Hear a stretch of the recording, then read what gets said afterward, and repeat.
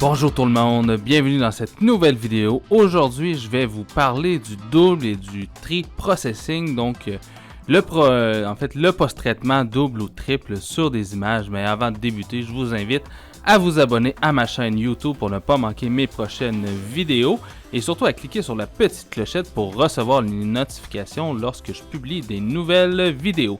Donc, qu'est-ce que c'est en fait le double et le triprocessing? En fait, c'est qu'on va partir d'une seule image, comme ici, j'ai ma photographie de notre petite chouette, la petite Nyctale. Donc, on va partir d'une seule image et en fait, on va traiter l'image par 2 ou par 3 fois pour ensuite aller dans Photoshop et mixer ces images-là ensemble. Pourquoi en fait on va faire ça? C'est qu'on peut vraiment venir appliquer un traitement bien précis sur une photographie et vraiment contrôler les effets et leur application dans en fait de vraiment venir retoucher spécifiquement certaines portions de l'image différemment de d'autres portions de l'image.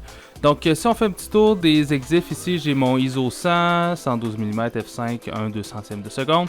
Donc avec mon ISO 100, donc j'ai un ISO qui est vraiment le plus bas en fait de mon D500. Et j'ai une gamme dynamique qui est vraiment à son maximum. Donc je vais pouvoir aller chercher vraiment de la texture, du détail dans les zones sombres et dans les zones claires. Donc ici on voit que j'ai pas touché à droite, donc je peux venir rechercher toutes les portions de l'image dans le ciel à l'arrière et également dans les zones sombres de mon oiseau. Donc ce que je vais faire tout simplement, c'est que je vais créer des copies virtuelles. Donc ici, en fait, je vais utiliser 3 photos. Je vais avoir une photographie de base, donc je vais retoucher mon image de base. Je vais avoir une photographie où je vais aller chercher vraiment le détail dans les yeux. Et une autre photographie où je vais aller chercher le détail dans l'arrière-plan. Donc, je vais commencer avec mon image de base. Donc, la première chose que je vais faire, c'est que je vais venir éclaircir mon image comme ça ici. Assombrir un tout petit peu les noirs pour venir chercher un peu plus de contraste. Accentuer un petit peu les blancs, déboucher un petit peu les ombres, baisser un petit peu les hautes lumières, on va ajouter un tout petit peu de clarté, un petit peu de correction du voile, on va venir ajouter de la vibrance, comme ça ici. Ensuite dans l'étalonnage, je vais venir ajouter un petit peu de saturation sur mes couleurs primaires. Correction d'objectif, dans le fond je l'avais déjà effectué sur mon paramètre d'importation. Le détail, donc on va venir vraiment ici zoomer à 100% avant de venir faire le détail. Donc ce que je vais faire tout simplement avec la touche Alt, je peux voir vraiment l'effet que je viens appliquer comme ça ici. Magnifique oiseau. Réduction du bruit, comme je suis à 100 ISO, j'aurais pas vraiment besoin d'en avoir. Comme ça ici.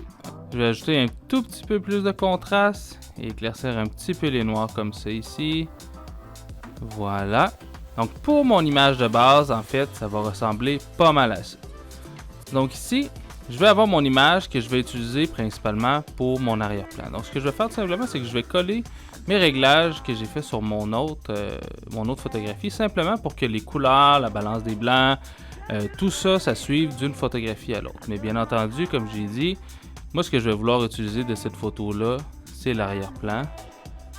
Donc je vais vraiment venir ajouter mon exposition pour l'arrière-plan pour avoir du détail partout dans l'arrière-plan. Et ici, donc je vais venir prendre mon image de base, comme ça ici. Et ici, ce que j'avais dit, c'est que j'allais principalement l'utiliser pour éclaircir les yeux. Donc comme ça ici. Donc on se concentre vraiment sur cette portion-là de l'image. Et ensuite, bon, j'ai mes 3 images qui sont prêtes et je vais tout simplement sélectionner les 3 et faire ouvrir en tant que calque dans Photoshop. Donc nous voici dans Photoshop où en fait j'ai mes 3 calques avec mes 3 photos différentes. Donc je vais tout simplement renommer mes fichiers. Donc ici j'ai ma photographie de base, ici j'ai ma photographie pour le ciel et ici j'ai les yeux. Donc bien évidemment je vais mettre la base sous.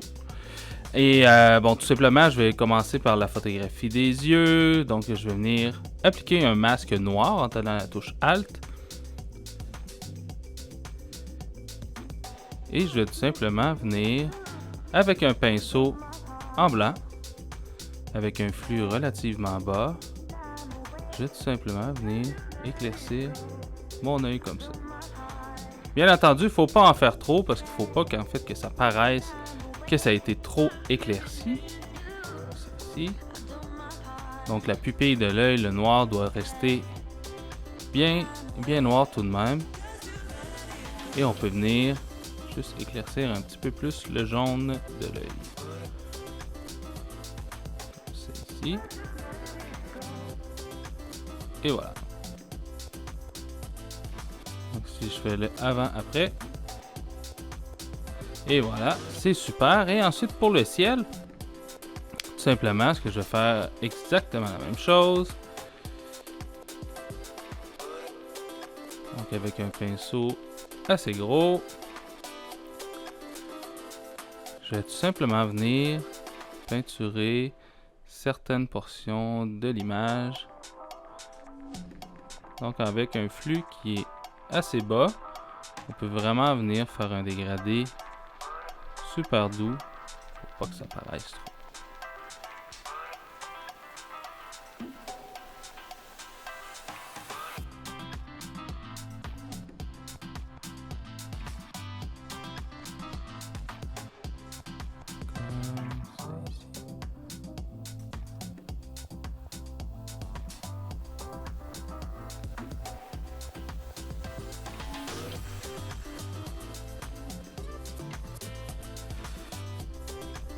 Et voilà, un petit peu. Pour effectuer ce travail, j'utilise une tablette graphique avec un crayon. C'est beaucoup plus facile, c'est comme si j'étais en train de dessiner, tout simplement. Et voilà.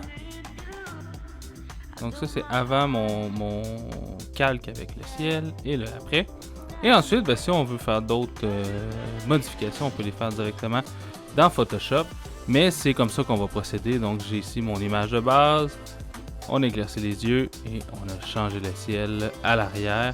Donc c'est une méthode de retouche qui est vraiment plus spécifique. Donc pour vraiment retoucher notre photographie vraiment de manière très précise.